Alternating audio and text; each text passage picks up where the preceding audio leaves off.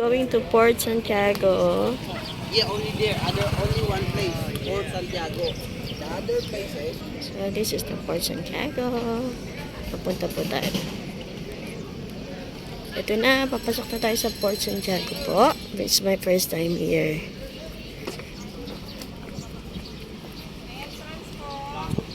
So, ito yung bayad. 150 per adult. Dalawa. This is the Baluartillo de San Francisco Pier. So, ito po yun. So next, we need to go up here to the wall of Intramuros to check how it is thickness as a part of the defense. Next po.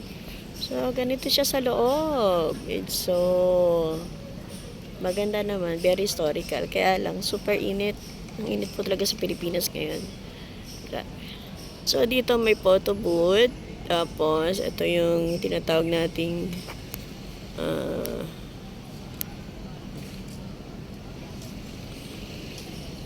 ayan. Medyo malabo. Kasi malayo na siya. So, ito yung tinatawag na ruins of the American Barracks. Ayan. So, merong mga tour guide dito. Meron dito mga tour guide, tourist guide. Kaya lang magbabayad ka. So, hindi pa ako nagbayad. Yan.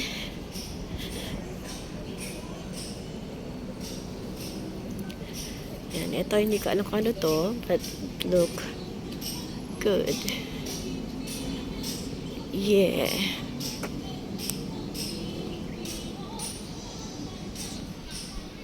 So, nakita niyo yung mga kulungan ng araw.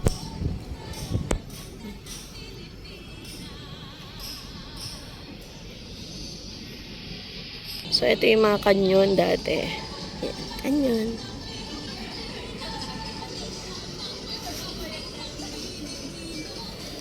Yeah.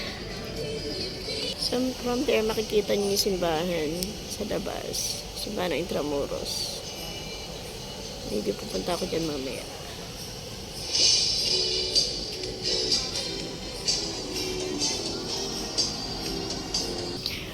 Kita niyo yung mga puno na nagkagandahan. Super laki. Yan, may mga nakaupo magsing-irog doon. Sa puno na yun. At papasok na tayo sa entrance. Ayan na, nasa entrance na po tayo ng Port Santiago. This is it. Parang hindi ko mawari yung buhay nung araw, ano? Yun, sobrang hirap sa gutom. So, ito pa palang entrance natin. Yeah. Naalala ko na yung pinanood kong sisa. Gantong-ganto yun. Yan. Main fortress of Intramuros established Miguel Lopez de Legazpi on the site of former wooden fort of Praha, Soliman, 1571. O, diba? Yan, tayo papasok na. Nasa Plaza de Armas na tayo. Plaza de Armas. Armas pala. Plaza de Armas.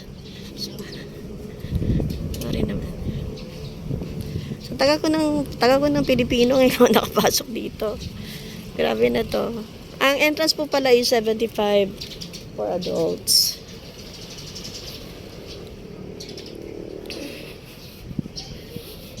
Ayan. Bongga. Ito naman yung pabansang Rizal sa Port Santiago. Ang ladrilyong guho ay bahagi ng isa sa pinakamatandang gusali sa Port Santiago, tinayo bilang kwartel para sa mga sundaring Espanyol 1593. So, pasok tayo sa loob. Shrine of Jose Rizal. So, ito na po yan. Pasok tayo. Ito na. Ang museum. Ooh!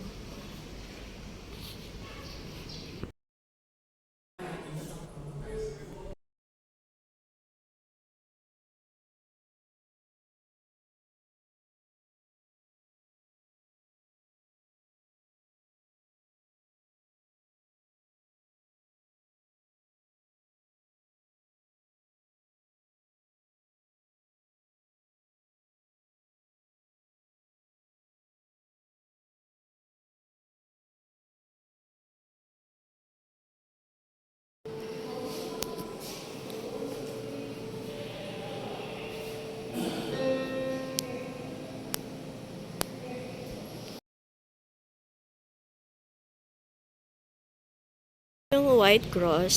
Ayan. White Cross. Ayan. The 600 decomposing corpses victim of atrocity during the Second World discovered the dangers of liberation force of yes. So, dito pala siya nilibing ang mga the memory of victim of yan. Ayan siya. So, silipin natin ang river. May river dito eh. Silipin natin yung river. Ayan. Baluarte de Santa Barbara. Napaka-historic. Ang tagal ko na rito ngayon nakapunta. I mean, ang tagal ko na sa Pilipinas ngayon nakapunta dito. Ayan. So, ayan, ang daming tourist. Ang daming nag-enjoy. Pwede ako makapag-enjoy kasi masama yung pakiramdam ko. Yan, Palsa Barga, Media Naranja. Ano kayo nakikita rito? Tingnan nyo natin. What can we see here? Oh, ito pala siya. Alright, ayan. Kita nyo, pumasok ang mga turista rito. Ito ang connecta sa river ng Pasig. Hindi ko alam.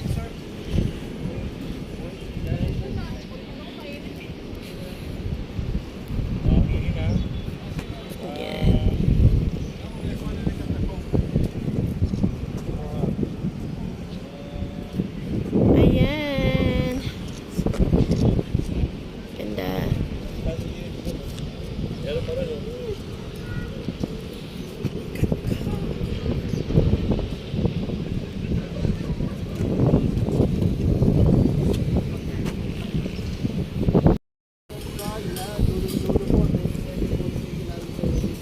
Ano po yung malapit nakatira doon? Sa Luna, may mga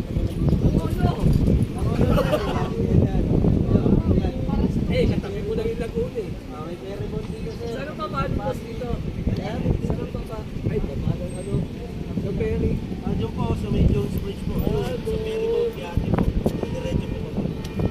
Ayan, yung Pasig, 1-2-7. Ito po, siya po yung Piazza. Then, across the river, yan ang po yung Santo Cristo.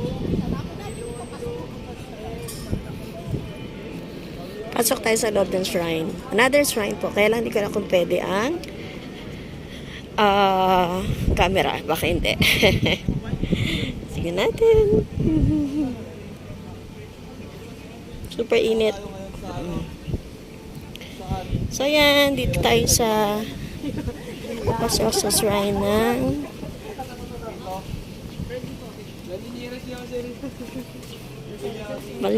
Baluarte de Santa Barbara.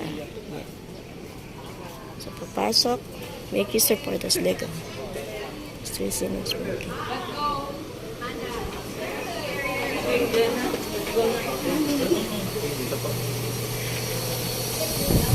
Tourist.